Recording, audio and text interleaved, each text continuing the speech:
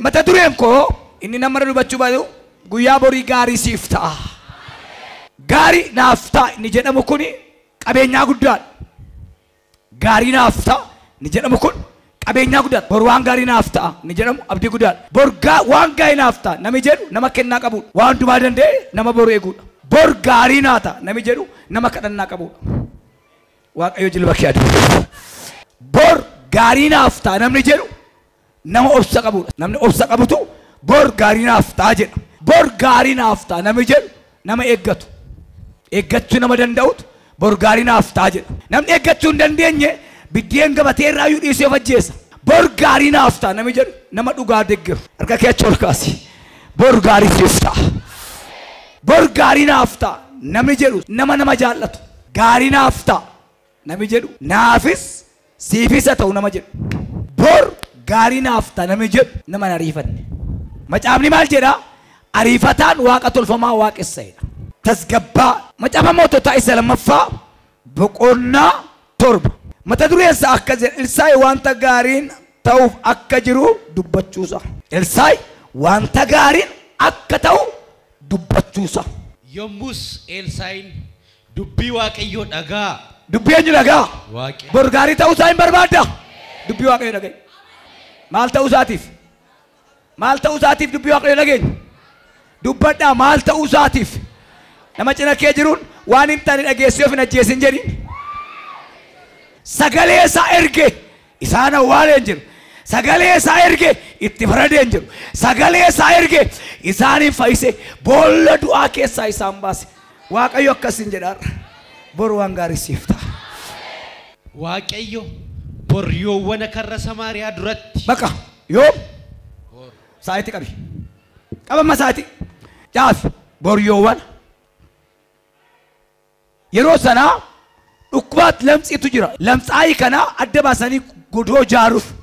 Macaafa qulqulluu keessatti Leewwota keessatti waan isaanii baay'ee argan. Waa'ee warra dhukkuba lamxii kana qabaman baay'ee argina. Lamxiin kuni dafqaan darbaa hammannaadhaan darbaa jedhu walirraa fageessu. Warri magaalaa Samaariyaa keessaa raajii dhagaan. Lamxiin raajiin dhageenye. Ergaan sii qaba. Waa fudhattee galta. Ati addana dhageesse ijoollee kee bira ga'eera. Lamxoonni kun immoo ofii isaaniitiin qalbii isaanii keessa waaqayyo guute. Ka'aa dhandhee magaalaa Samaariyaatti gallaa maaliif asitti beelaan dhumnaa jedhan. Jarri kun lamaan warra rukutu. Wattaaddarri magaalaa keessa yaa'a. Bor warra si jibbaamtu dhufanii miila keetti kufa. Bor dhugaa keen bakkee baasa. Bor balbala haaraa baneessi deemsisa. Bor dhagaa keessaa burqaan ba'a. Bor balbala siiba namaya.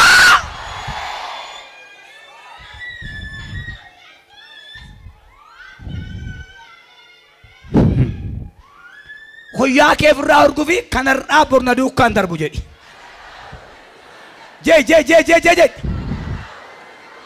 Jetteetta bor maayitama argatta. Bor dookimentii keetiin hojii argatta. Bor saayitii kanatti jedhe Elsaayi jedheetu biyyoota adda addaarraa irdaataan dhufa hin jenne. Magaalaa Samaariyaa keessatti waaqayyo daakuu nyaata argamsiisa. Tooroo daalaalaa baariyaas. Mee nama amantaan bor jedhaa yaakaati. Hin dhaga'amu. An nama addaatuuf hin jedha. Irran darba. Mordekaayi Amaan Ashuuruun nugusi jedhamu. Mordekaayi waardiyyaadha. Jarri sun lamaan Ashuuruuniif Hamaanii pirezidaantii mitikiriidha. So ganama gaafa bari'uu gara waajjiraa dhaqa hundi isaanii. Pirezidaantiin gaaffii kaase. Namootiin jaallatu maaltu ta'aa jedhe. Hamaan immoo ana duwwaa jira jedhee muka fannoo baatee deema.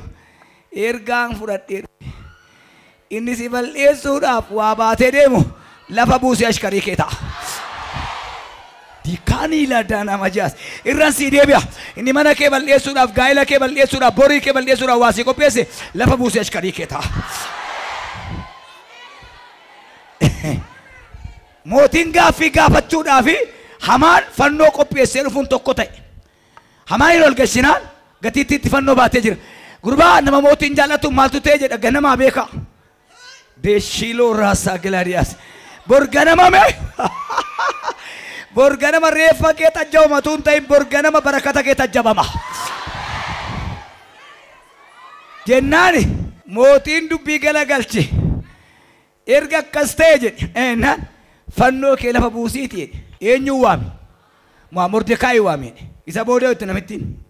Hoyaa mootii itti dire. Guyyaa tokko hoyaa mootii dirateen beeku hoyaa mootii miicee tokko sa malee. Guyyaa tokko farda mootii yaabeen beeku farda dhanna miica malee. Harka kee na agarsiifta. Waggaa dheeraa abjuu kee borganama sii raawwata. Dhugaa Waaqayyooti bara dheeraa boosse hangafatu quxisuu ta'e miti. Jara sibira darban sana bor. Bijara sibira darban ekonomiin sibira darban naannaa laboo raashii baladiyaas hin qaqqabdatun ta'e tuffattee bira dabarta. Yoom kana duwwaa miti. Gara makka kumoo farran jira akka kuwaarattan isin geessa. Luqaas boqonnaa 5. Erga lafti bari'ee booda Yesuus Phexros kiyyoo kee galaanichatti darbadhu jedhe. Maaliif galgalan qaban ennaa jettan halkan waan ta'eef yookiin qurxummiidha jawwee qaba yookiin qurxummii jedhee muka gotota bor gaafa bari'u adda baafamee sii kennama. Boori jedhaa iyyaati kan ku adda baasee fudhadheedha. Yoom jedhaa jedhan adda baasanii qabatan maaloo qurxummii adda baasan akka godhaa bor Waaqayyo. Isa tolii gadi joortee dhabde asiin baay'ee qabatta. Asiin baay'ee qabatta. Fudhadhu asiin baay'ee qabatta. Bor nama si arga. Dhattanii Luqaasuma keessa boqonnaa tokko lakkoofsa 57 dhattanii ilaaltan Elsaabeet yeroo hunda ishee keenyaan ilma deesse jedhe ilma deesse jedhee niisu. Firoonni ishee olloonni ishee wajjin gammadan jedha. Kiraayii manaa keessa teessa birrii kaffaltee jiraata girgiddaa isaatti hin buutu. Utuu kan kee ta'e waan barbaade goota bor carraan tokko si argateera.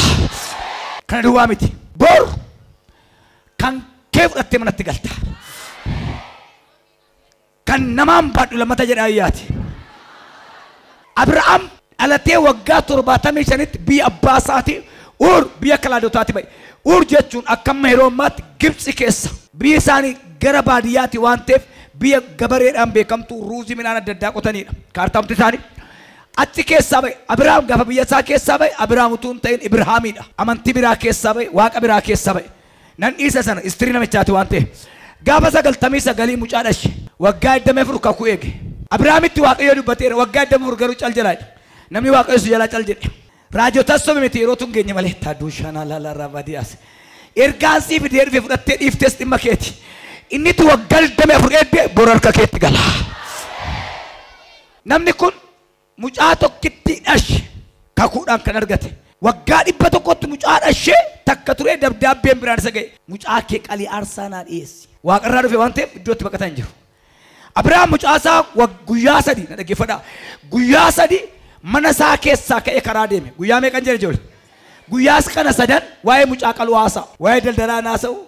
Waa'ee malaa naasa'u. Guyyaa 3 booda gaara Mooriyaatti dhiyaate Waaqayyo akkasiin jedha. Deemsatti laffaatee deemti argee kan kee dhiiftee dutatuun ta'in fudhattee galta. Guyyaa 3 booda gaara Mooriyaa dhaqee mucaa harka isaa miila isaa hidhee albee irra kaa'ee nama kadhatu. Ammoo waan biraa dhufe Abrahaam mucaa kee irraa hidhaa hiikiiti dudduuba kee galagali maaltu jira? Oolaa jira. Maal ijoollee oolaan silan jiru? Maal ijoollee oolaan akkasii eessaa ba'e? Naggaadeen oolaa wajjin jirtu. Isayyuu maal jedhaa? Oolaa gaanfa qabu jedheetu macaafa isa kanarraa huuxxii keessa jiraa. Hiika macaafa Oneesimoos abbaa gammachiisaa irraa immoo harangamaa keessa dhaabata ho'a. Gaanfa qaba erga jedhee booda mataa isaatti qoraattiitu jiraa.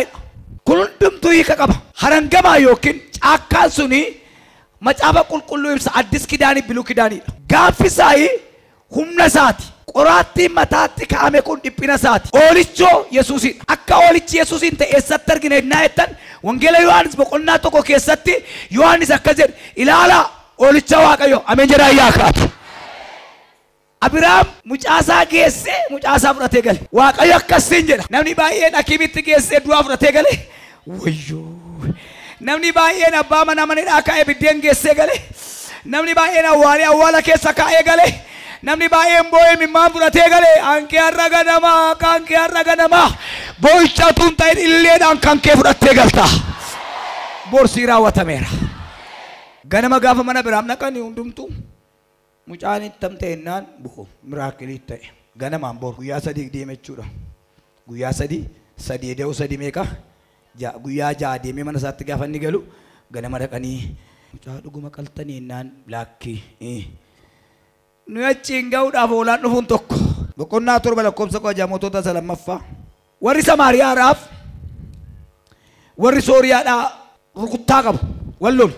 Kanaaf loli isa akka kan ammaatu hin ta'ini katamaa warraru. Isaan keessaa camma gurguddaa kan kaatan camman isaanii lafa sochoosa. Ol ka'ee jaajjee jettaan boo. Isa dhaabatu karaa dabarsaa nama dhoowwatu yeroo humna koo sanyaachaa ture Yesuus dubbannaan na duraa jigee. Bornan jedhe kana dhaayyaati.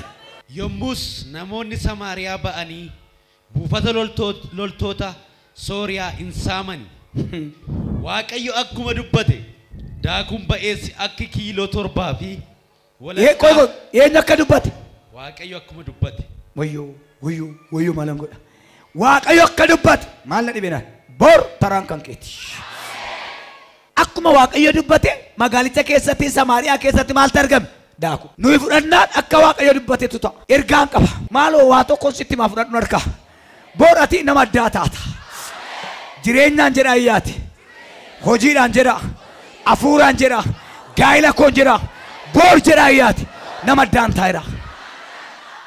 Haleluuyaa. Adda inni jedhamu jireenya Iyyoob irraa Iyyoob inni gaama waa isinitti himu. Namni yeroo hundumaa miilla isaa jala ilaalu sachiin argu sagama sana. Namni mul'ata qabu miilla isaa jala ilaalatu hin ta'in rakkina miilla isaa jala dhiiseetu sagamaa ilaala. Iyyaati ameen jedhaa ka'ati. Namni yeroo hundumaaf as ilaalu achi hin ga'u. Jalqabni kee gaddeebi'aa yoo fakkaate Mee jedhime? jalqabni kee gaddeebi'aa yoo fakkaate iyyuu Jalqabni kee gaddeebi'aa yoo fakkaate iyyuu dhumni kee immoo baay'ee guddaa hin ta'u. dhumni kee baay'ee guddaa hin ta'a. Bor ergaa kee bori isa jalqabni kee gaddeebi'ee dhuma kee tolkaa. Jalqabni kee gaddeebi'aa yoo fakkaate iyyuu dhumni kee. Waa'ee jalqaba keetiif kan boossu dhuma dubbii bor argitee galta.